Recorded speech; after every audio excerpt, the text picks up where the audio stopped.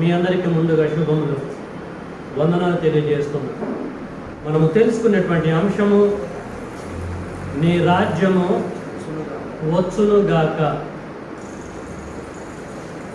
అద్భుతమైనటువంటి అంశం అండి. ప్రతి క్రైస్తవుడు విని గ్రహించి ముందుకు వెళ్ళవలసినటువంటి అంశము. కాబట్టి బహు జాగ్రత్తగా ప్రారంభం నుంచి ముగింపు వరకు మీరు వినాలని మీ అందరికి నేను తెలియజేస్తున్నాను. ఈ రాజ్యానికి సంబంధించినటువంటి సబ్జెక్టు క్రీస్తు సంఘాలలో, డినామినేషన్లలో అనేక మంది బోధకులు బోధించారు. కొద్దిమంది అయితే కరెక్ట్గా బోధించారు, మరికొద్దిమంది అయితే వారు వర్షంలో బోధించారు. ఏది అయినప్పటికీ ఈ సబ్జెక్టు పాతదే. అయినా సత్యాన్వేషకులుగా ఉంటున్న మనము మరొక్కసారి విని సత్యాన్ని గ్రహించాలని మీ అందరికీ నేను తెలియజేస్తున్నాను. గతంలో మీరు ఏమి విన్నారో ఒక్కసారి దాన్ని డిలీట్ పక్కకు పెట్టేసేయండి. ప్రారంభం నుంచి దీన్ని వినాలని, పరిశీలించాలని కోరుతూ ఉంటున్నాను. లాస్ట్ సండే నేను అంత్య దినములలో యెహోవా మందిర పర్వతాన్ని గురించి చెప్పాను. ఇప్పుడు ఎందుకు ఈ సబ్జెక్ట్ చెప్తున్నానంటే ఆ సబ్జెక్ట్కి ఈ సబ్జెక్ట్కి రిలేషన్ అనేది ఉంటుంది. తండ్రి చిత్తం అయితే నెక్స్ట్ సండే రాజ్య పౌరులు ఎవరు, అదొక అద్భుతమైనటువంటి సంగతి. ఇవన్నీ లింక్ అయి ఉన్నాయి కనుక ఏ సబ్జెక్ట్ కూడా మీరు మిస్ కావాలి. ఓకే, ఈ సమయంలో మీ దగ్గర ఉన్నటువంటి బైబిల్ ఓపెన్ చేయండి. మత్తయి సువార్తలోకి వెళ్దాం. ప్రతి ఒక్క లేఖనము ప్రాముఖ్యమైనది. మీరు విని రాసుకొని అవసరం అనుకుంటే మీకు తెలిసినటువంటి వారితో డిస్కస్ చేయవలసినటువంటి అంశం ఇది. ఇది నిజమేనా, ఇది వాస్తవమేనా, మరి ఇది ఇలాగుంది, మరి అలాగెందుకు వారు బోధించారు, ఎందుకు ఈ విశ్వాసంలో ముందుకు వెళ్తున్నారో డిస్కస్ చేయొచ్చు. Most welcome. కాబట్టి జాగ్రత్తగా మీరు గ్రహించాలని కోరుతున్నా. మత్తయి సువార్త 6వ అధ్యాయము 9-10 నేనే చదువుతున్నా, మీరు వినండి. అవసరాన్ని బట్టి మీరు కూడా చదవచ్చు. మత్తయి సువార్త 6వ అధ్యాయము 9-10. మీరు మీ తండ్రిని అడగక మునిపే మీకు అక్కరగానున్నవేవో ఆయనకు తెలియదు. కాబట్టి మీరు ఇలాగూ ప్రార్థన చేయండి. పరలోకమందున్న మా తండ్రి, నీ నామము పరిశుద్ధపరచబడునుగాక, నీ రాజ్యము వచ్చుగాక, నీ చిత్తము పరలోకమందు నెరవేరుచున్నట్లు భూమి యందును నెరవేరునుగాక. చాలండి. దేవుడి లేఖనములను దీవించి ఆస్వాదించి మన హృదయాలలో ఫలింపచేయునుగాక.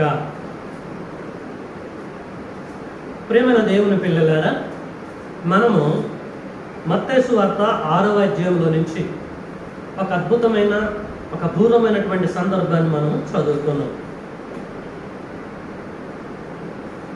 చదువుకున్నటువంటి ఈ లేఖన భాగంలో ఉన్న వాస్తవాన్ని గ్రహిద్దాం.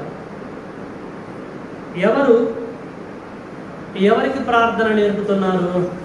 పరలోక ప్రార్థన చేయండి అని చెప్పి సలహా ఇస్తున్నారు. యేసు శిష్యులకి తెలియచేస్తున్నాడు. శిష్యులకి మీరు ఇలాగ ప్రార్థన చేయండి అని చెప్పి చెప్తున్నారు. ఎప్పటి సందర్భం ఇది? మొదటి శతాబ్దపు సందర్భం. ఇది ఎన్నో శతాబ్దము? 21వ శతాబ్దం ఇది. అంతే కదండి, 21వ శతాబ్దం, 2024 ఇప్పుడు. అంటే యేసు ఇలాగ మీరు ప్రార్థన చేయండి అని శిష్యులకు చెప్పి ఇంచుమించు 2024 సంవత్సరాలు, లేకపోతే 2000 అనుకుందాం, పెద్ద సమస్య కాదు, అవుతున్నారు. ఏం చెప్పాడు? మనము ఒకే ఒక బిట్టి మీద నిలబడదాం. ఏంటది? నీ రాజ్యము వచ్చుగాక. చాలా ఉన్నాయి కానీ అన్నిటి గురించి మాట్లాడే టైం లేదు. నీ రాజ్యం వచ్చుగాక, దీన్ని నేను టైటిల్కి పెట్టాను. నీ రాజ్యం వచ్చుగాక రాలేదు గనక మీరు ఇలాగ ప్రార్థన చేయండి, అప్పుడు వస్తుంది అన్నది యేసు యొక్క భావం, అతని మదిలో ఉన్న అర్థమే. యేసు ప్రార్థన చేయండి అని చెప్పేసి అన్నాడు, వాళ్ళు చేశారు. యేసు లేడు, ఇప్పుడు యేసు శిష్యులు కూడా లేరు. ప్రార్థన నేర్పి ఇప్పటికి 2024 సంవత్సరాలు లేదు 2000 సంవత్సరాలు అవుతుంది. ప్రియులారా, మరి ఇప్పుడు ఆ రాజ్యం వచ్చిందా రాలేదా? నీ రాజ్యము అన్నాడు. నీ రాజ్యం అంటే నా రాజ్యం కాదు, నీ రాజ్యమే అన్నాడు. అంటే దేవుని రాజ్యం, దేవుడి రాజ్యం వచ్చుగాక. అప్పటికి రాలేదు, ఇప్పుడు 2024 అవుతుంది. మరి వచ్చిందా రాలేదో మనకు తెలియదు. ఇప్పటికీ లోకంలో మనుషుల ద్వారా కట్టబడినటువంటి సంఘాలలో ఆదివారం రోజు ఆరాధన అయిపోయిన తర్వాత ఈ పరలోక ప్రార్థన చెప్పండి, చేయండి, వాళ్ళు ఇంటికి వెళ్ళరు. మనందరికీ తెలుసు కదా, ఆర్సిఎం చర్చిలో కానీ, మిగతా సిఎస్ఐ చర్చిలో కానీ, ఇంకా చాలా సంఘాలలో ఈ పరలోక ప్రార్థన చేస్తారు. జాగ్రత్తగా మీరు వినాలండి. దాని అర్థం ఏంటిది? వాళ్ళు ఇంకా చేస్తున్నారు అంటే దాని అర్థం ఏంటిది? పరలోక రాజ్యము, దేవుడు రాజ్యం ఇంకా రాలేదని, అంతే కదండి. మనం ఎప్పుడైనా చేశామా? ఎందుకు చేయలేదు? మనం ఏమైనా ఎక్కువ వాళ్ళకంటే? అంతా ఒకటైనప్పుడు మనం కూడా చేయాలి కదా. మరి మనం ఎందుకు చేయట్లేదు? వాళ్ళు ఎందుకు చేస్తున్నారు? ప్రియమైన దేవుని పిల్లలారా, ఒకసారి అర్థం చేసుకోవాలి.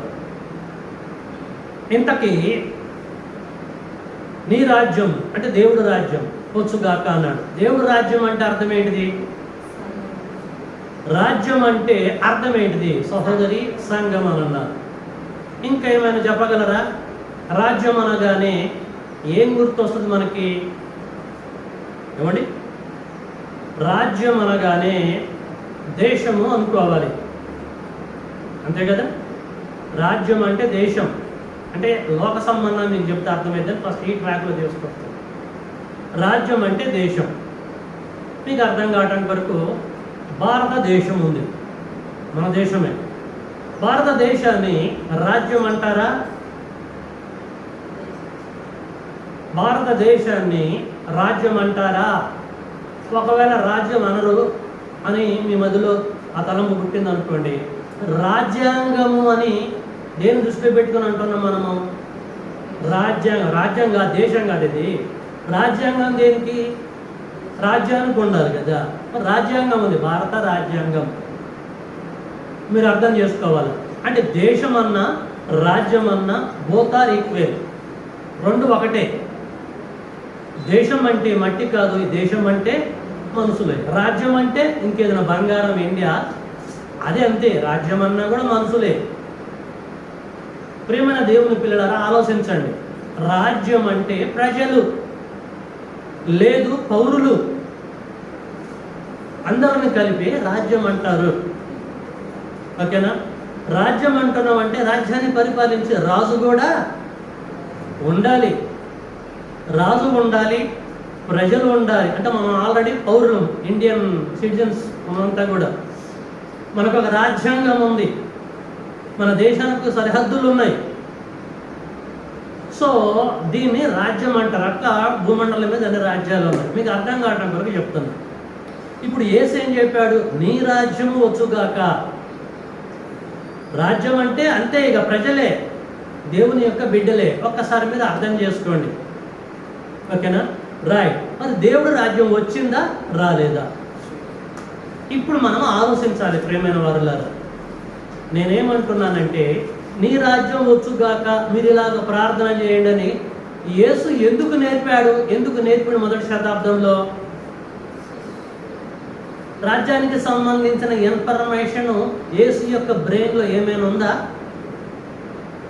యేసు పుట్టడానికి ముందు రాజ్యానికి సంబంధించిన న్యూస్ దేవుడు ఏమైనా లీక్ చేశాడా? పాత నిబంధనలో నా రాజ్యాన్ని పంపిస్తాను, వస్తుంది అని దేవుడు ఎప్పుడైనా చెప్పాడా? చెప్పకపోతే యేసుకు ఎలాగ తెలుసు? యేసుకు తెలిస్తేనే కదా వచ్చుగాక అని మీరు ప్రార్థన చేయని చెప్పేసి అనాలి. అంటే యేసుకు కొద్దిగా గొప్ప తెలియాలి. కొద్దిగా గొప్ప ఏంటిది? మనకి కొద్దిగా గొప్ప తెలుసు. యేసుకు సమస్తం కూడా తెలుసు. ప్రియమైన దేవుని బిడ్డలారా, దేవుని రాజ్యాన్ని గురించిన ఇన్ఫర్మేషన్ దేవుడు తన సేవకుల ద్వారా పాత నిబంధన గ్రంథంలో ఎప్పుడైనా లీక్ చేశాడా? చేశాడు, చాలా చేశాడు. కానీ అన్నిటిని గురించి చెప్పడానికి టైం లేదు.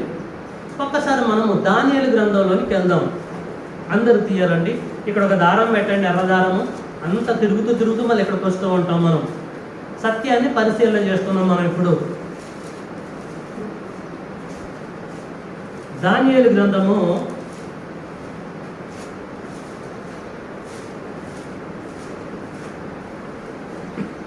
2వ అధ్యాయము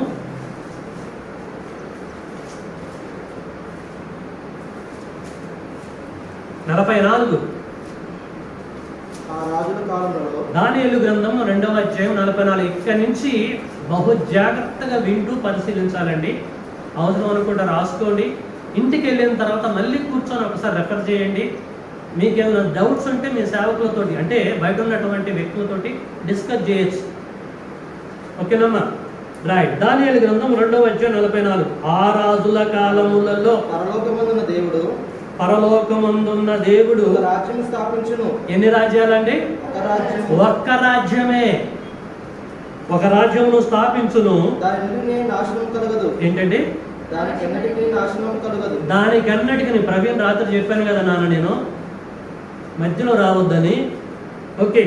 ఆ రాజుల కాలములలో పరలోకమందున్న దేవుడు ఒక రాజ్యాన్ని స్థాపించును. దానికెన్నటికి నాశనము కలగదు. చాలు. ప్రియమైన దేవుని పిల్లలారా, చాలా జాగ్రత్తగా ఆలోచించండి. దానియేలు గ్రంథము 2:44లో దేవుడు స్థాపింపబోయేటువంటి రాజ్యాన్ని గూర్చిన ఇన్ఫర్మేషన్ దానియేలు గారు తెలియచేస్తున్నాడు. దానియేలు గారు ఎవరికి తెలియచేస్తున్నాడు? బబులోను చక్రవర్తి అయినటువంటి నెబుకద్నెజరుకి తెలియచేస్తున్నాడు. అమ్మా, జాగ్రత్తగా మీరు వినాలి. ఒక అద్భుతమైనటువంటి సందర్భాన్ని మీకు అందించబోతున్నా. దానియేలు గారు బబులోను సామ్రాజ్యపు యొక్క ఆధినేతకి తెలియచేస్తున్నాడు. బబులోను సామ్రాజ్యపు యొక్క అధినేత ఎవరైనా, ఏంటి పరిస్థితి ఒక్కసారి మీకు తెలియజేస్తున్నాను. ప్రపంచాన్ని సామ్రాజ్యాలు పరిపాలించాయి. ప్రపంచాన్ని సామ్రాజ్యాలు పరిపాలించాయి. ప్రపంచాన్ని మహాసామ్రాజ్యాలు పరిపాలించాయి. సామ్రాజ్యాలు పరిపాలించినాయి, మహాసామ్రాజ్యాలు పరిపాలించినాయి. మహాసామ్రాజ్యాలు ఎన్ని అని మనం ఆలోచిస్తే ప్రపంచాన్ని పరిపాలించింది బబులోను మహాసామ్రాజ్యం, అండ్ మెడో పెర్షియన్స్, మాదీయులు అండ్ పారసికులు. ఆ తర్వాత గ్రీక్ సామ్రాజ్యం ప్రపంచాన్ని పరిపాలించింది. దాని తర్వాత ప్రియులారా, ప్రపంచాన్ని పరిపాలించినటువంటి గట్టి సామ్రాజ్యం రోమన్ ఎంపైర్స్, రోమా సామ్రాజ్యం అంటారు. అంటే చదువుకున్నటువంటి మీరు ఎమ్మటే మీకు స్ట్రైక్ అయిపోవాలి. ఇవన్నీ కూడా సామ్రాజ్యాలు, మహాసామ్రాజ్యాలు ప్రపంచాన్ని పరిపాలించిన ప్రియులారా, మొట్టమొదటిసారిగా బబులోను సామ్రాజ్యము ప్రపంచాన్ని పరిపాలించింది. బబులోను సామ్రాజ్యపు యొక్క మొట్టమొదటి అధినేత నెబుకద్నెజర్ హ్యాంగింగ్ ఆడియన్స్ కట్టాడు. తెలుసు, మనందరూ తెలుసు కదా. ప్రపంచ వింతల్లో ఒక వింత. ప్రియులారా, అతను పరిపాలిస్తున్నటువంటి టైంలో ఒకరోజు అతను పడుకున్నాడు, కల వచ్చేసింది. కలలో విగ్రహం కనపడుతుంది. బిత్తరపోతాడు, మన భాషలో చెప్పాలంటే. దిగ్గున లేతడు కూర్చుంటాడు. ఏంటి నేను పడుకోవటం ఏంటి? ప్రపంచాన్ని పరిపాలిస్తున్న విగ్రహం కనపడటం ఏంటి? అందులో రకరకాలుగా ఆ లోహం కనపడటం ఏంటి? అన్ని రకాలుగా ఉండటం ఏంటి అని చెప్పేసి నిద్రపట్టలేదు. తెల్లవారగానే అందరిని పిలిచాడు. నేను స్కాలర్ అని చెప్పుకున్న ప్రతి ఒక్కరిని పిలిచాడు. నాకు రాత్రి కళ వచ్చింది, కళ మర్చిపోయినా. ఇప్పుడు మీరు చేయవలసిన సహాయం ఏంటంటే కళను గుర్తు చేయాలి, దాని భావాన్ని కూడా గుర్తు చేయాలి. నాకు మాత్రం నిద్ర పట్టలేదు. ఒక రకంగా చెప్పాలంటే మూడ్ అవుట్ అయిపోయింది. నాకు రాజ్యాన్ని పరిపాలించలేదు. ఇది సైన్స్ అన్నకు ప్రియులారా, ఏర్పడి వాళ్ళ కాబట్టి అందరు చేతులు ఎత్తేసాడు. అప్పుడు ఏం చేశాడు తెలుసా? దానియేలు రాజు సన్నిధికి వచ్చేసి చెప్తున్నాడు అన్నమాట. సంభవింపబోయేటువంటి సంగతిని వచ్చి తండ్రి అయినటువంటి దేవుడు దానియేలు ద్వారా నెబుకద్నెజరుకి తెలియజేసి నెబుకద్నెజరు యొక్క మనోనేత్ర వెలిగింపజేస్తున్నాడు. ఏం లేదు రాజా, వచ్చినటువంటి కళ ఇది, దాని భావం ఇది. ఏం తెలుసా, ఇప్పుడు మీరు పరిపాలిస్తున్నారు, మీ తర్వాత కొన్ని దినముల తర్వాత, కొన్ని సంవత్సరాల తర్వాత ఇక మనుషులు పరిపాలన చేయరు, అంటే చేస్తారులే కానీ అది నిలవదు. పరలోకంలో ఉన్నటువంటి దేవుడే ఒక రాజ్యాన్ని స్థాపిస్తాడు. ఇక నువ్వు తప్పాలు చదువుకొని పక్కకి వెళ్ళిపోవాల్సిందే. ఈ ప్రపంచంలోకి ఎవడొచ్చినా సరే నేను గొప్పవాడని చెప్పేసి కాలరేగరేస్తే వాడు ఉట్టిదే. నీ రాజ్యం కూలిపోయింది, మాదీయుల పారసిక రాజ్యం కూలిపోయింది, గ్రీకుల సామ్రాజ్యం కూలిపోయింది, రోమన్ సామ్రాజ్యం కూడా కూలిపోయింది. అప్పుడు దేవుడు ఎంటర్ అయిపోతాడు. ఆ రాజుల కాలంలో పరలోకంలో ఉన్న దేవుడే ఒక రాజ్యాన్ని ఎస్టాబ్లిష్మెంట్ చేస్తాడు ప్రజల మధ్యలో. దానికి మాత్రం ఎన్నటికే నాశనం కలగదు అని చెప్పేసి అన్నాడండి. అప్పుడు నెబుకద్నెజరు దానియేలుని ఘనంగా అప్రిషియేట్ చేస్తాడు ఆ యొక్క దేశంలో. అర్థమైందా అండి? అర్థమైందా? రైట్, ఇది విషయం. ఆ రాజుల కాలంలో పరలోకమందున్న దేవుడే ఒక రాజ్యాన్ని స్థాపిస్తాడు. ఆ రాజుల కాలంలో అంటే లాంగ్ పీరియడ్ని దృష్టిలో పెట్టుకొని ఇక్కడ దానియేలు గారు తెలియజేస్తున్నాడు. ఎల్లుండి కాదు, ఇంకా 2 సంవత్సరాల తర్వాత కాదు, ఆ రాజుల కాలంలో మీ తర్వాత మాదీయులు పార్షికులు రావాలి, గ్రీకులు రావాలి, రోమన్స్ రావాలి, వాళ్ళు పరిపాలన చేయాలి. ఎండింగ్లో ఆ రాజుల కాలంలో దేవుడు ఒక రాజ్యాన్ని స్థాపిస్తాడు. దానికి ఎన్నటి కూడా నాశనం కలగదని ప్రేమైన దేవుని బిడ్డలారా, క్రీస్తుకు పూర్వము 605 అప్రాక్సిమేట్లీ, క్రీస్తు పుట్టడానికి ముందు 605 సంవత్సరాల క్రితం దేవుడు దానియేలు ద్వారా తాను స్థాపింపబోయేటువంటి రాజ్యాన్ని గురించి ప్రవశిస్తాడు. అదే ఆ రాజుల కాలం. రైట్, ఇది 2024. 2024 606 యాడ్ చేయండి, ఏమండి? దాదాపు 2629-24 సంవత్సరాలు అవుతుంది ఇప్పటికీ. అప్పుడు చెప్పాడు దేవుడు దానియేలు గారి ద్వారా, చెప్పి ఇప్పటికి 2600 చిల్లర అవుతుంది. ఇది విషయం. అయితే క్రీస్తుకు పూర్వం 606లో ప్రవచింపబడినటువంటి దేవుడు రాజ్యము అది స్థాపింపబడ్డదా పర్లేదా, ఇంకా మనం ఎదురు చూడాలా? ఆలోచించాలి. లాంగ్ పీరియడ్ దృష్టిలో పెట్టుకొని చెప్పాడు కదా. అప్పటికి యేసు పుట్టాడా? మరియమ్మ పుట్టిందా? యేసు పుట్టాడా? ఎవరు పుట్టలేదు, అసలు వాళ్ళ తాతలే పుట్టలేదు. ఇది విషయం. ప్రేమన దేవుని బిడ్డలారా, ఇప్పుడు మనం చూద్దాం. ఆ టైం వస్తుంది, దేవుడు చెప్పినటువంటి టైం వస్తుంది. పాత నిబంధన గ్రంథం అయిపోతుంది, మత్తయి సువార్త, మార్కు సువార్త, లూకా సువార్త అంత అయిపోతుంది. ప్రేమన దేవుని బిడ్డలారా, ఆ టైం అయిపోతుంది. టైం వచ్చినప్పుడు బాప్తిసం ఇచ్చేటువంటి యోహాను పుట్టాడు. అంటే బైబిల్ చదువుతున్నప్పుడు సందర్భాలను జాగ్రత్తగా పరిశీలించాలి.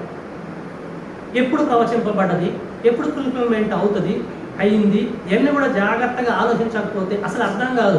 రాజ్యానికి సంబంధించినటువంటి కాన్సెప్ట్ ఒక దగ్గర ఉందని చెప్పేసి దాన్నే ఫాలో కాకూడదు.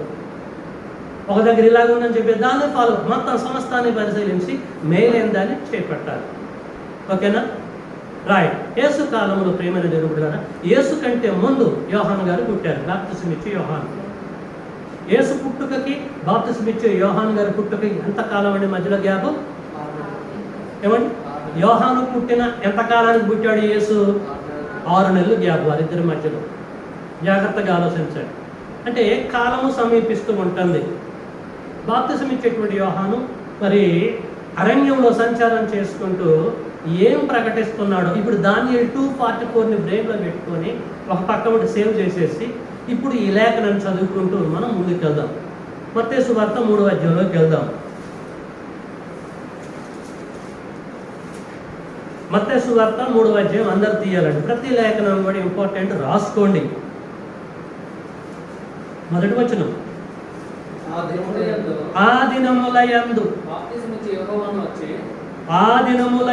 బాప్తిసమిచ్చే యోహాను వచ్చి పరలోక రాజ్యము సమీపించి ఉన్నది, మీరేం చేయండి ఇశ్రాయేలులారా, మారు మనసు పొందండి యూదయ అరణ్యంలో ప్రకటించుచుండెను.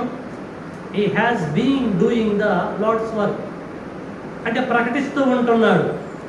ఏం ప్రకటిస్తుంది? దేనికి సంబంధించినది ప్రకటిస్తున్నాడు? పరలోక రాజ్యానికి సంబంధించిన సువార్తని ప్రకటిస్తున్నాడు. ఏమని?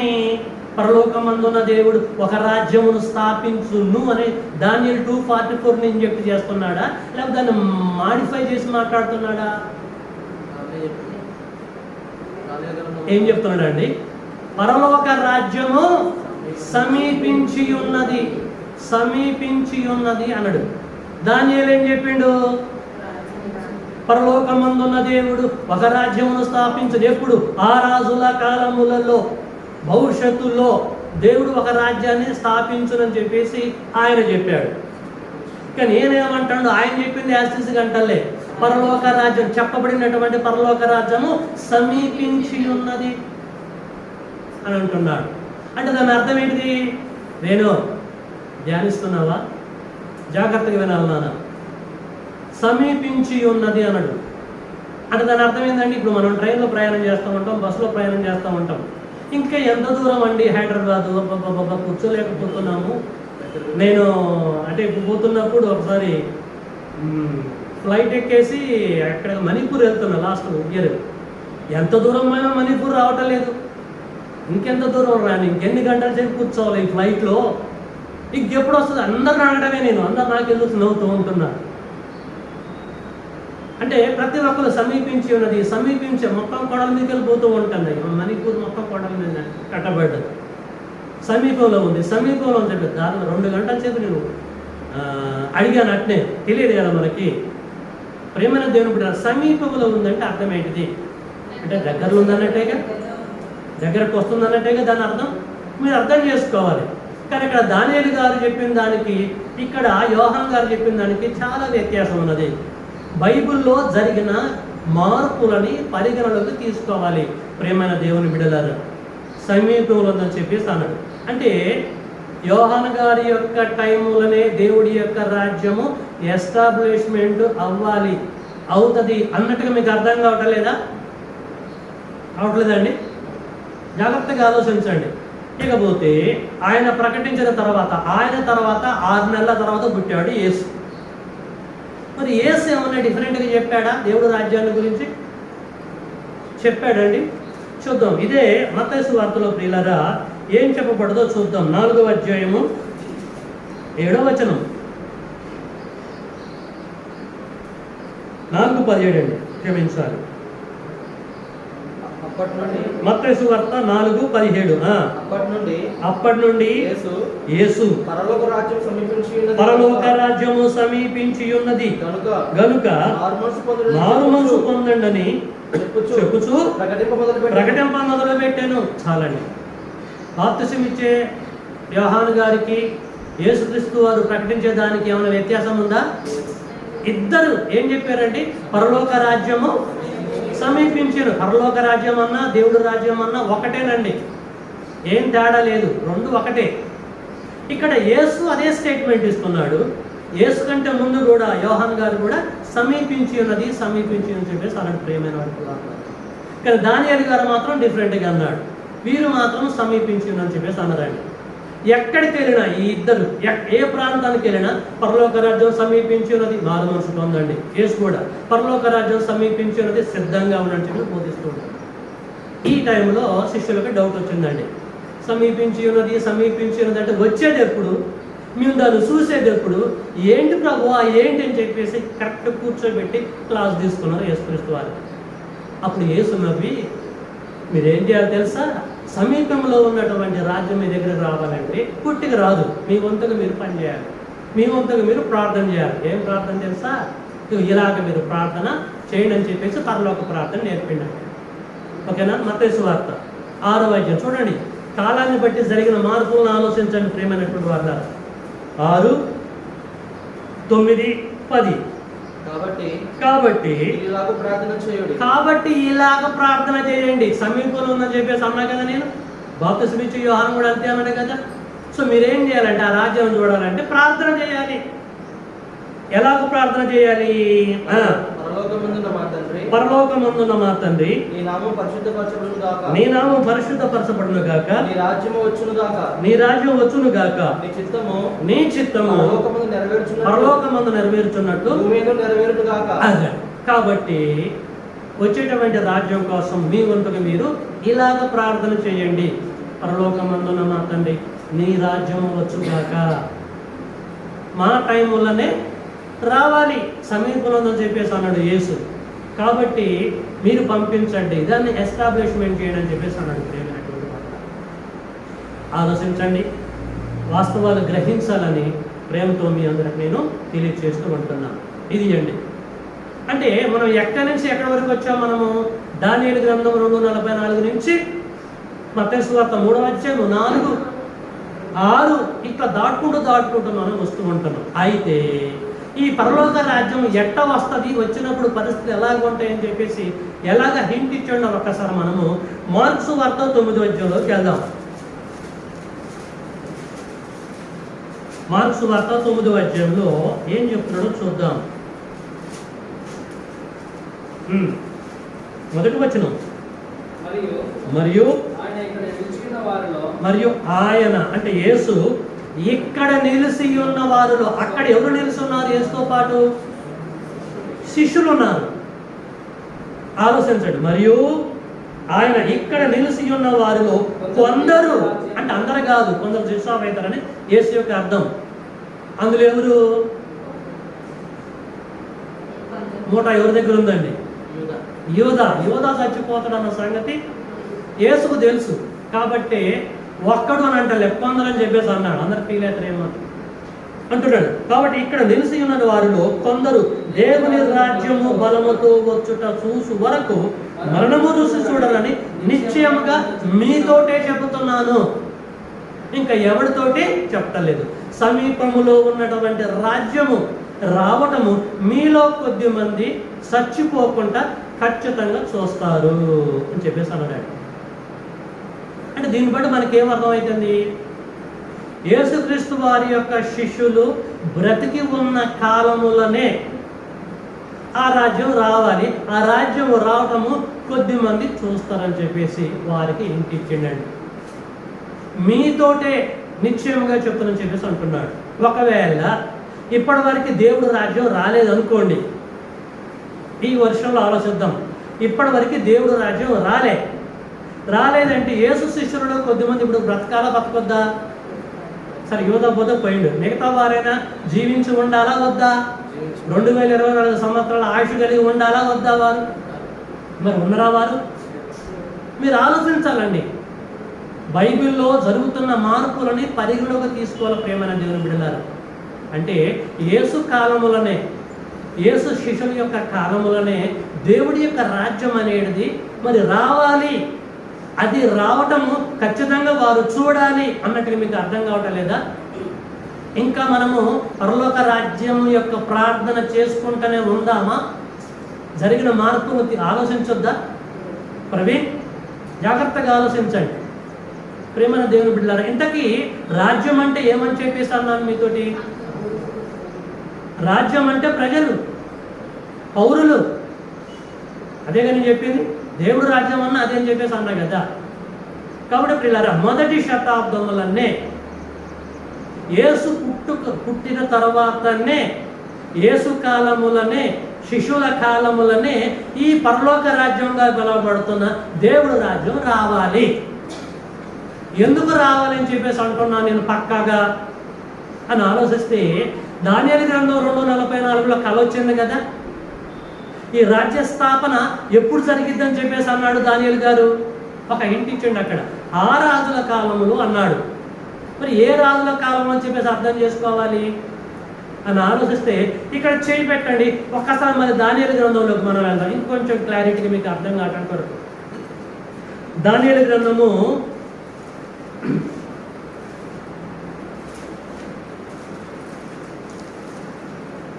2వ అధ్యాయము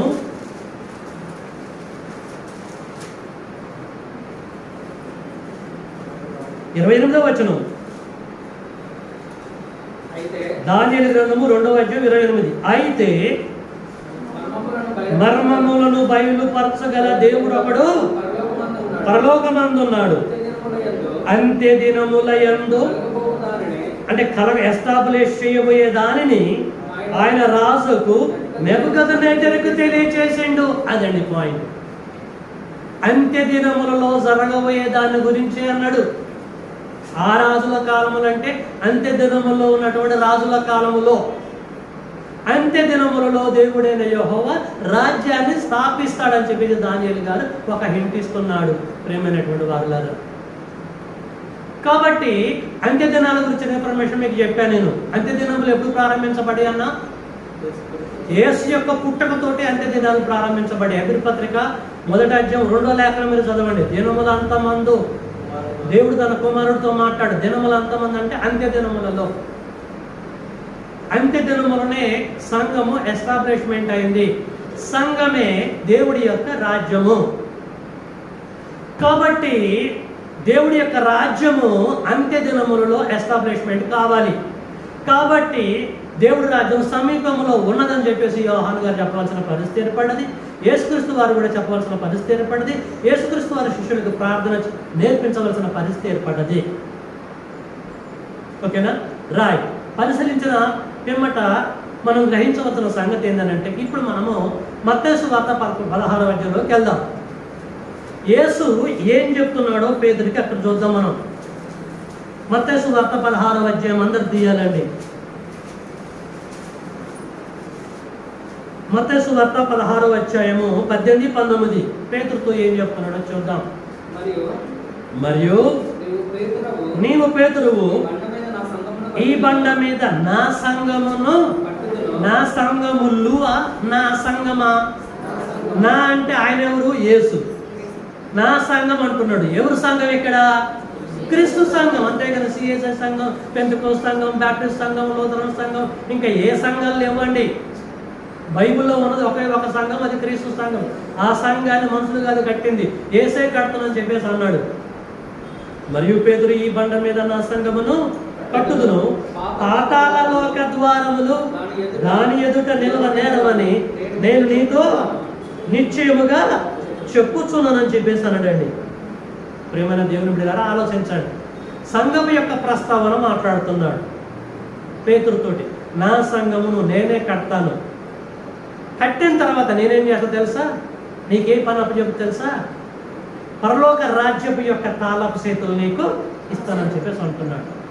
1వ శతాబ్దంలో అసలు రాజ్యమే రాలేదు, రాజ్యమే లేదు, సంఘాన్ని ఆయన కడతానన్నాడు. ఏ తాళపు చేతులు అని చెప్పేసి అన్నాడండి? పరలోక రాజ్యం యొక్క తాళపు చేతులు.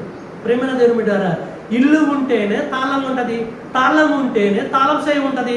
ఇల్లే లేనప్పుడు, తాళం లేనప్పుడు తాళపు చేయి నా భార్యకి నా కూతురికి ఇచ్చుడులో అర్థం ఏమైనా ఉందా? మీరు అర్థం చేసుకోండి. కాబట్టి సంఘం యొక్క ప్రస్తావన చెప్పేసి పరలోక రాజ్యం యొక్క తాళపు చేతులు నీకు ఇస్తానని చెప్పేసి అన్నాడు. అంటే సంఘమే దేవుడి యొక్క రాజ్యము అన్నట్టుగా మీకు తేట తెల్లంగా ఉండలేదా? సంఘమన్నా రాజ్యమన్నా ఒక్కటే. సంఘం అంటే అర్థం ఏంటిది? సంఘం అంటే అర్థం ఏంటిది? పిలువబడినటువంటి వారు. ఎవరు వారు? ఎక్కడ ఉంటారంటే మనమే దేవుని బిడ్డలము, మనమే పౌరులము, దేవుడి యొక్క సంతతి, దేవుడి యొక్క జనాంగం. రాజ్యానికి డెఫినేషన్ చెప్పాను నేను. రాజ్యం అంటే ప్రజలు, ప్రజలే పౌరులు. సంఘం అంటే రాజ్యం, రాజ్యం అంటే మనమే పరిశుద్ధమైనటువంటి జనాంగం. ప్రేమన దేవుని బిడ్డలారా, కాబట్టి యేసు అంటాడు నా రాజ్యమును నా సంఘమును కట్టుదునని చెప్పేసి అన్నాడు పేతురుతోటి. మరి కట్టాడా కట్టలేదా? అంటే రాజ్యాన్ని కట్టాడా కట్టలేదా? సంఘం అన్నా రాజ్యం అన్నా ఒకటే. దానియేలు గ్రంథం 2:44లో చెప్పబడినటువంటి రాజ్యానికి సంబంధించిన సంఘం కట్టబడదా కట్టబడలేదా? ఎప్పుడు కట్టబడ్డది? పెంతెకోస్తు అనే పండుగ దినాన జెరూసలేం పట్టణంలో క్రీస్తు శక 33వ సంవత్సరంలో పేతురు గారి యొక్క ప్రసంగాన్ని బట్టి క్రీస్తు యొక్క సంఘం ఎస్టాబ్లిష్మెంట్ అయింది. లాస్ట్ సండే మీకు చెప్పాను నేను.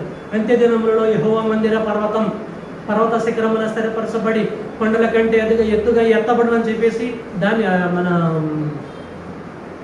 యెషయా గ్రంథం 2వ అధ్యాయంలో చెప్పబడిన ప్రవచనం అయితే మీకు చెప్పేశాను నేను. సో ఆ యొక్క మందిరంగా పిలవబడ్డ సంఘం కట్టబడదా? కట్టబడింది. ఆ సంఘమే దేవుడి యొక్క రాజ్యము. ఏమా అర్థమవుతుందా? నా ప్రయాసం అర్థమవుతుందా? సంఘం అన్నా, దేవుడి రాజ్యం అన్నా, దేవుడి ఇల్లు అన్నా, దేవుడి మందిరం అన్నా, విశ్వాసుల గుంపు అన్నా, పరిశుద్ధుల గుంపు అన్నా అంతా ఒక్కటేనండి. కాబట్టి ప్రేమైన దేవుని బిడ్డలారా, దానియేలు గ్రంథం 2:44లో చెప్పబడినటువంటి ప్రవచనము అపోస్తల కార్యము 2వ అధ్యాయంలో సంఘ ఎస్టాబ్లిష్మెంట్తో అది ప్రారంభించబడింది. దేవుడు రాజ్యం, కింగ్డమ్ ఆఫ్ గాడ్ ఎస్టాబ్లిష్మెంట్ అయింది. ఆ రాజ్యంలో పౌరులు ఎవరు? ఆ సంఘములో పౌరులు ఎవరు? వారెవరు? ఎంతమంది బాప్టిజం తీసుకున్నారు? ఇంచుమించు 3000 మంది బాప్టిజం తీసుకున్నారు. అంతకంటే ముందు 12 మంది ఉన్నారు. 12 మందిలో వీరు యాడ్ అయిపోయారు. అప్పుడు దేవుడి యొక్క రాజ్యం ఎస్టాబ్లిష్మెంట్ అయింది పెంతెకోస్తు అనే పండుగ దినాన.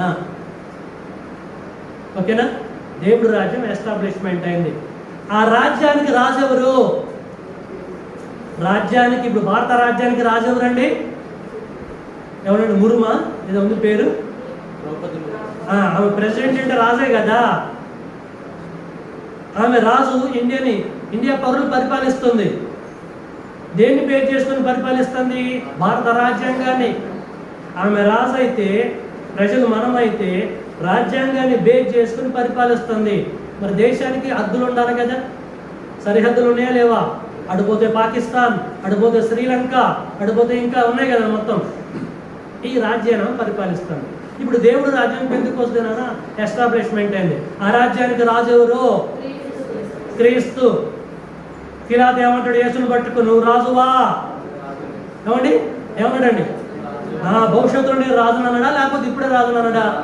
నువ్వన్నట్టే నేను రాజును అని అన్నాడు. ప్రేమైన దేవుని కూడా ఇంకా దేవుడు రాజ్యం రాకపోతే భవిష్యత్తులో ఎప్పుడో రావడమే కరెక్ట్ అయినప్పుడు రాజ్యం ఎప్పుడో వత్తదాట, ముందు రాజై ఉంటాడట. అక్కడ ఉంటుందా అండి? ఒక రాజు ఫామ్ అయిందంటే రాజ్యం ఉంటేనే రాజు ఫామ్ అయింది. భవిష్యత్తులో దేవుడు రాజ్యం వస్తుంది అనుకున్నప్పుడు మరి భవిష్యత్తులో రాజు కావచ్చు కదా ఆయన. ఇప్పుడే తొందరపడి ఎందుకు రాజు అయిపోయాడు? మీకు అర్థమవుతుందా? రాజ్యం ఉంది కనుకనే ఆయన రాజు. చాలా మందికి తెలియదు నీ రాజ్యం వచ్చుగాక అని చెప్పేసి అంటుకుంటున్నారు. ఏమర్థమైపోయింది?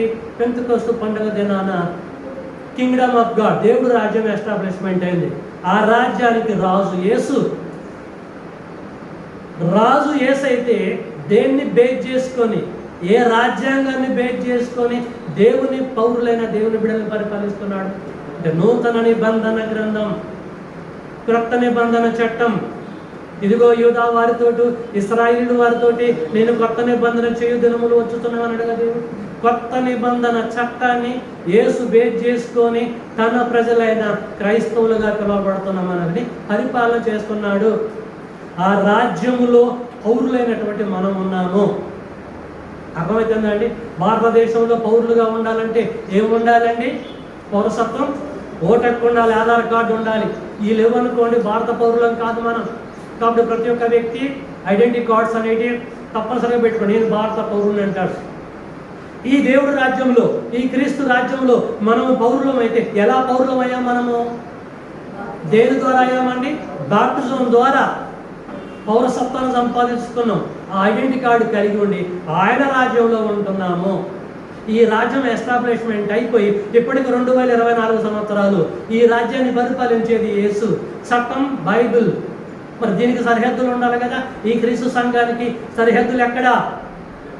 ప్రపంచమందంతటా. యావేలు గ్రంథములో, దానియేలు గ్రంథములో, యెషయా గ్రంథములో, ఇర్మీయా గ్రంథములో, ఓబద్య గ్రంథములో చెప్పబడదు ప్రపంచాన్ని మొత్తము నేను పరిపాలిస్తాను, నా రాజ్యం అంతా ఒక ప్లేస్లో ఉండదు, ప్రపంచమందంతటా ఉంటుందని చెప్పేసి అంటాడు దేవుడు. ఈరోజు ఖమ్మంలో ఉందా క్రీస్తు సంఘము? ఖమ్మంలో ఉన్నదా? అమెరికాలో లేదా? సింగపూర్ లేదా? మలేషియా లేదా? హాంకాంగ్లో లేదా? ప్రపంచమందంతటా క్రీస్తు యొక్క రాజ్యంగా పిలువబడుతున్న దేవుడు రాజ్యం ఉంది. అది వర్ధిల్లుతూ ఉన్నది. ప్రేమైన దేవుని బిడ్డలారా, ఎనీ డౌట్? క్రీస్తు సంఘమే క్రీస్తు యొక్క రాజ్యం. క్రీస్తు రాజ్యమే దేవుడి యొక్క రాజ్యం. క్రీస్తు రాజ్యం అన్నా దేవుడు రాజ్యం అన్నా ఒక్కటే. ఎందుకు? యేసు ప్రార్థిస్తాడు, తండ్రి నీవన్నీ కూడా నావి, నావన్నీ నీవి. అంతే. దానియేలు గ్రంథం 2:44లో దేవుడు రాజ్యం ఎందుకు అన్నాడు దానియేలు గారు, క్రీస్తు రాజ్యం ఎందుకు అనలేదు అంటే అప్పుడు అధికారం ఇయ్యలే, యేసు పుట్టలే కనుక అది దేవుడు రాజ్యం అయింది. క్రీస్తు రాజ్యం ఎప్పుడైపోయింది? వచ్చాడు, ఆయన వచ్చాడు, చనిపోయాడు, సంఘాన్ని ఎస్టాబ్లిష్మెంట్ చేశాడు. దేవుడు ఏం చేశాడంటే సమస్త అధికారం యేసుకు అప్పచెప్పాడు. దేవుడు రాజ్యం మీద యేసుకి అధికారం ఇచ్చాడు. యేసు రాజ్యాన్ని పరిపాలిస్తాడు కనుక క్రీస్తు రాజ్యం అన్నా దేవుడు రాజ్యం అన్నా ఒకటే. అప్పుడు ఇశ్రాయేలుకి క్రీస్తుని గురించి చెప్తే అర్థం కాదు, అసలు ఆయన పుట్టలే కాబట్టి అది దేవుడు రాజ్యం అయింది. ప్రేమన దేవుని బిడ్డ, పాత నిబంధన గ్రంథంలో ఇశ్రాయేల్ అందరూ కూడా దేవుడు పంపించే రాజ్యం కొరకు ఎదురు చూశారు. క్రొత్త నిబంధనలో ఇశ్రాయేలు ఎదురు చూశారు. కానీ సంఘం ఎస్టాబ్లిష్మెంట్ ఎప్పుడైతే అయిందో అప్పటి నుంచి దేవుడు రాజ్యం వచ్చిందని కన్ఫర్మ్ అయింది. ఏ ఒక్క పరిశుద్ధుడు కూడా దేవుడు రాజ్యం కొరకు ఎదురు చూడలే. ఎందుకు ఎదురు చూడలేదంటే మేమందరం కూడా బాప్తిసం తీసుకున్న మేమందరం కూడా ఆ క్రీస్తు రాజ్యంలో మేము ఉన్నామని కన్ఫర్మ్ చేసుకున్నారు. మళ్ళీ వచ్చేటువంటి రాజ్యం కొరకు ఎదురు చూడవలసిన అవసరం లేదని చెప్పేసి అనుకున్నారు. అర్థమవుతుందండి? క్రీస్తు సంఘమే దేవుడి యొక్క రాజ్యం.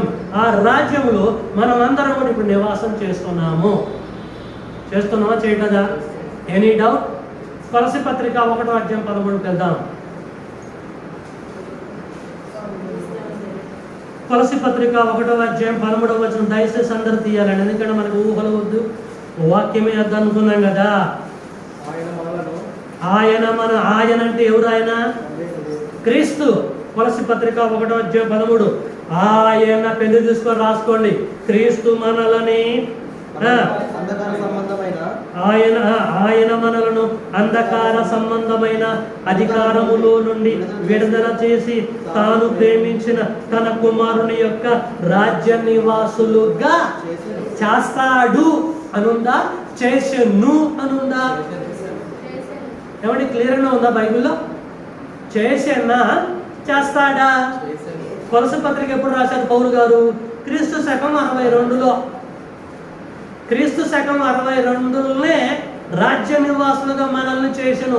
పౌలు గారు కొలస్సీలో ఉన్న క్రీస్తు సంఘానికి పత్రిక రాస్తూ ఆయన మనల్ని రాజ్య నివాసులుగా చేసెను, రాజ్యంలో నివసించే విధంగా చేసేసాడని చెప్పేసి అంటున్నాడు. రాజ్యం వచ్చింది, రాజ్యంలో నివాసులు అట, పౌరులు అటండి.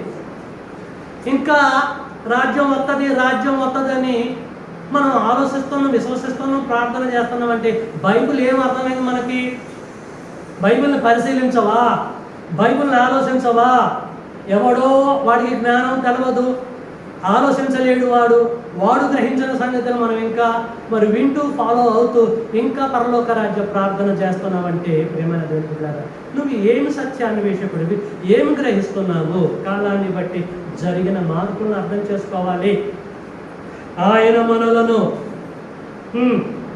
అంధకార సంబంధమైన అధికారములో నుండి అంటే చీకట్లో నుంచి విడుదల చేసి అంటే బాప్తిజం ద్వారా తాను ప్రేమించిన తన కుమారుని యొక్క రాజ్య నివాసులుగా చేసాను. ఎప్పుడు చేశాడు? అపోస్తుల కార్యం 2:41లోనే చేసేసాడు.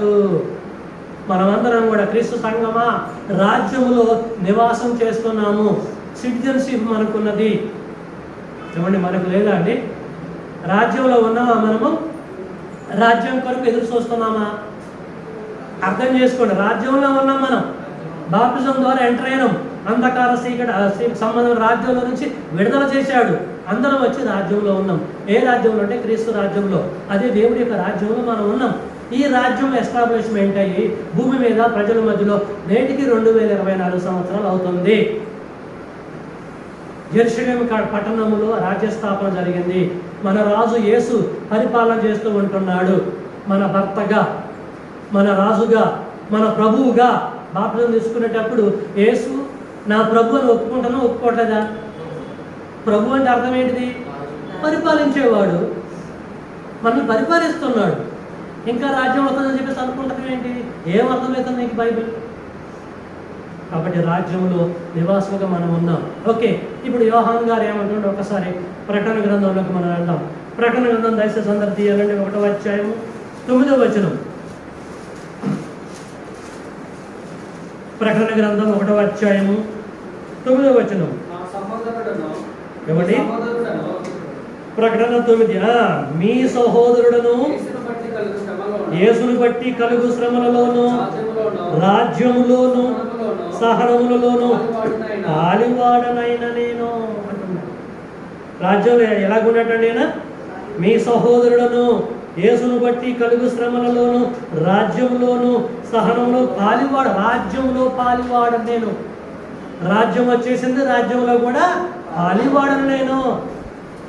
ఇంకా రాజ్యం వస్తుంది, రాజ్యం వద్దని చెప్పి చూస్తాను ఏంటి నువ్వు? రాజ్యం అంటే ఏమనుకుంటున్నావు నువ్వు? దేవుడి రాజ్యము ఇట్లా ఉంటుందని ఎట్లా కనుక్కుంటున్నావు నువ్వు? ప్రేమైన దేవుని బిడ్డ అర్థం చేసుకోండి. రాజ్యం వస్తుంది, రాజ్యం వస్తుంది అని చెప్పేసి యోహాను బోధించాడు, నువ్వు కూడా బోధించావు. ఏంటి ప్రభువా రాజ్యం ఎట్లుంటుందో ఒకసారి చూద్దాం అనుకుంటాం, దాని టేస్ట్ ఎలాగ ఉంటుంది ఒక్కసారి నాకు చూపిస్తావా? అమెరికా చూసాము, లండన్ చూసాము, ఇస్రాయేల్ దేశం చూసాము, ఆ దేశం చూసాము. ఇది మరి దేవుడి రాజ్యం ఎలాగూడదు ఒకసారి చెప్పండి ప్రభు అని శిష్యులు యేసుని అడిగినప్పుడు యేసు ఏం చెప్పిండండి? నా రాజ్యం ప్రత్యేకంగా రాదు, అది మీ మధ్యలోనే ఉన్నది, మీరే ఆయన రాజ్యం అని చెప్పి తగ్గొట్టిండండి. దేవుడు రాజ్యం ప్రత్యేకంగా రాదు. ప్రేమన దేవుడు బిడ్డలారా, దేవుడి రాజ్యం అంటే దేవుడి యొక్క ప్రజలు. ఆ రాజ్యమే సంఘము, సంఘంలో మనం అందరం కూడా ఉన్నాం. నేను రాజ్యంలో పాలి భాగస్తుడని అని అంటున్నాడు ఇక్కడ కన్ఫర్మ్గా ఇక్కడ బాప్తిస్మం ఇచ్చే యోహాను గారు. ఇంకా 5వ అధ్యాయంలో ఏమంటాడో చూద్దాం. ప్రకటన గ్రంథము 5వ అధ్యాయం 10లో ఏమంటాడో చూద్దాం. ప్రకటన గ్రంథం 5:10. నీవు ఆ గ్రంథమును తీసుకొని దాని ముద్రను ఇప్పుడకు యోగ్యుడవు. నీవు వధింపబడినవాయి నీ రక్తం ఇచ్చి ప్రతి వంశములలోను, ఆయా భాషలు మాట్లాడు వారిలోను, ప్రతి ప్రజల్లోను, ప్రతి జనములోని దేవుని కొరకు మనుషులని కొని మా దేవునికి వారిని అంటే ప్రజలని, క్రైస్తవులని, పరిశుద్ధులని ఒక రాజ్యముగాను యాజకులను గాని చేసావు. అయిపోయింది, ఫుల్ఫిల్మెంట్ అయిపోయింది అంటున్నాడు. చూసారని నీవు క్రైస్తవులని, దేవుని బిడ్డల్ని దేవునికి, నీ తండ్రికి రాజ్యంగా చేసావయ్యా. రాజ్యం అయిపోయింది, రాజ్యాన్ని ఎస్టాబ్లిష్మెంట్ చేసామని చెప్పేసి పరలోకంలో ఉన్నటువంటి పెద్దలలో కొద్దిమంది అంటూ ఉంటున్నారు. ఓకేనండి. ఇప్పుడు మీరు ఆలోచించండి. దానియేలు గ్రంథము 2వ అధ్యాయం 44లో చెప్పబడిన ప్రవచనం పరలోక రాజ్యానికి సంబంధించింది. నెరవేర్చబడతద్దా, నెరవేర్చబడ్డద్దా? మీకు అర్థమవుతుందమ్మా? దానియేలు గ్రంథం 2:44లో చెప్పబడినటువంటి ఆ ప్రవచనము నెరవేర్చబడతద్దా, భవిష్యత్తులో నెరవేర్చబడ్డదా? అంటే దేవుడు రాజ్యం వచ్చిందంటారా? ఎప్పుడు వచ్చింది అది? క్రీస్తు శకము 34 సంఘ ఎస్టాబ్లిష్మెంట్ అప్పుడే కదండి. క్రీస్తు పుట్టి పెరిగిన తర్వాత సంఘం ఎస్టాబ్లిష్మెంట్ చేయండి. క్రీస్తు శకం 1వ శతాబ్దంలోనే దేవుడి రాజ్యం ఎస్టాబ్లిష్మెంట్ అయింది. మరి పరలోక ప్రార్థన నేర్పిస్తున్న టయానికి దేవుడి రాజ్యం రాలేదా? యేసు పరలోక ప్రార్థన శిష్యులకు నేర్పిస్తున్న టయానికి దేవుడు రాజ్యం రాలేదా? అప్పటికి రాలే. సంఘం కట్టబడదా? కట్టబడలే. కాబట్టి అప్పుడు ప్రార్థన నేర్పవలసిన అవసరం ఉంది. అప్పుడు మరి రాజ్యం వచ్చిన తర్వాత కూడా నేర్పొచ్చా? ఇప్పుడు మనం ప్రార్థన చేయొచ్చా? దేవుడు రాజ్యం వచ్చి మన మధ్యలో ఉండి 2024 సంవత్సరాలు అయినా అది మన కళ్ళ ముందు మనమే దేవుడు రాజ్యం అయినప్పటికీ ఇంకా చర్చిలలో పరలోకమందున్న మా తండ్రి తీయండి అక్కడికి ఒకసారి వెళ్దాం. మత్తయి సువార్త 6వ అధ్యాయము 9వ వచనం.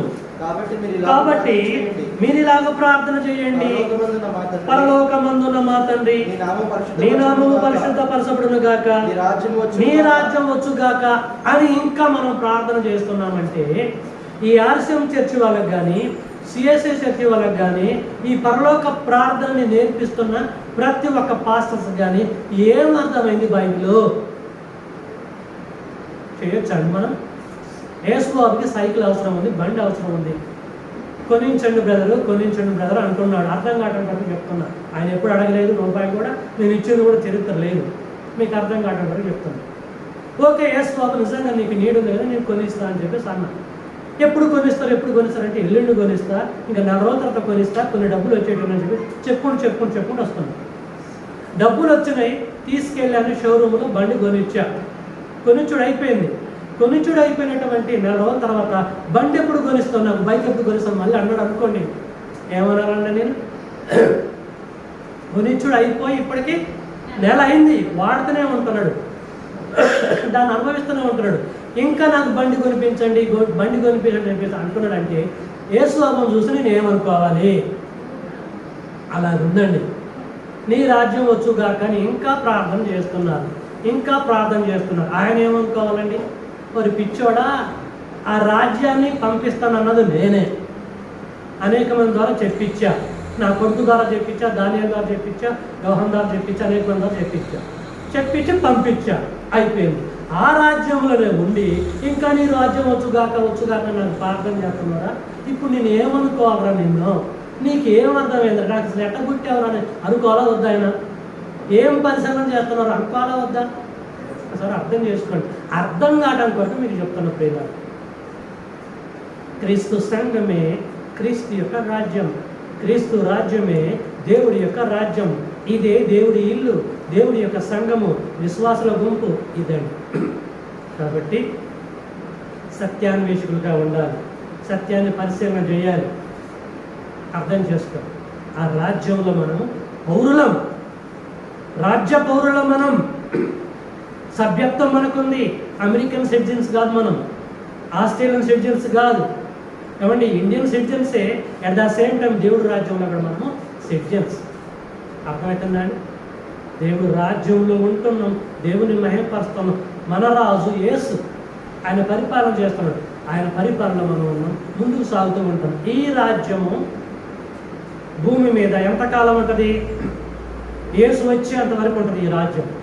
యేసు రాగానే ఈ రాజ్యంగా పిలువబడుతున్న ఈ సంఘాన్ని తీసుకెళ్తాడు. ఆయన తండ్రికి అప్పచెప్తాడు, క్లోజ్ అయిపోతుంది. అక్కడ మనము యుగాలు ఇదండి.